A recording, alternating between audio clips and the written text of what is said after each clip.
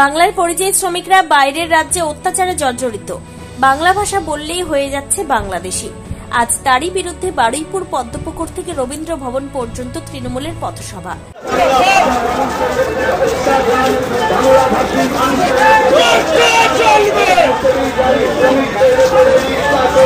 এবং বাংলাদেশে থাকবে। আমার তো মনে হয় যত আমাদের বোর্ড রয়েছে প্রত্যেকটা দোকানে সব বাংলায় লেখা উচিত, তবেই বাংলা ভাষার মর্যাদার গুরুত্ব এরা বুঝবে।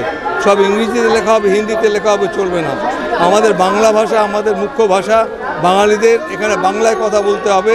এবং আমি বলবো যারা এই ধরনের আচরণ করেছেন তাদের বিরুদ্ধে প্রশাসনিক ব্যবস্থা নেওয়া হবে।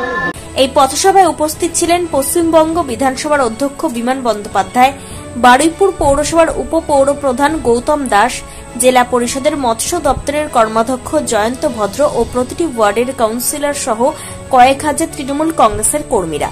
বাঙালি বাংলা ভাষায় আমরা ছোটোবেলা থেকে কথা বলি। আমাদের রবীন্দ্রনাথ আমাদের বাংলা ভাষা বলা শিখিয়েছে। ওই জন্য আমাদের উপরে যেহেতু বিজেপি নামক একটা দল আমাদের বাংলা ভাষার উপরে অকথ্য অত্যাচার চালাচ্ছে, আমাদের বাইরে যারা গিয়েছে তাদের উপর অকথ্য অত্যাচার চালাচ্ছে, আমরা এর বিরুদ্ধে ওই জন্য প্রতিবাদ মিছিল করছি। আমরা বাংলায় জন্ম হয়েছি, আমরা বাঙালি, আমরা বাংলা ছাড়া কিছু ভাবতেই পারি না। আমাদেরকে হেনস্থা করলে হবে? আমরা তাই প্রতিবাদ মিছিলে নেমেছি, আমরা প্রতিবাদ করতে চাই। বাংলায় আমাদের জন্ম, আমাদেরকে বাংলা থেকে তুলে দিলে হবে?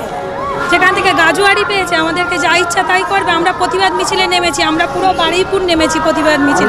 দেখি বিজেপি কি করে, বিজেপি হটাও।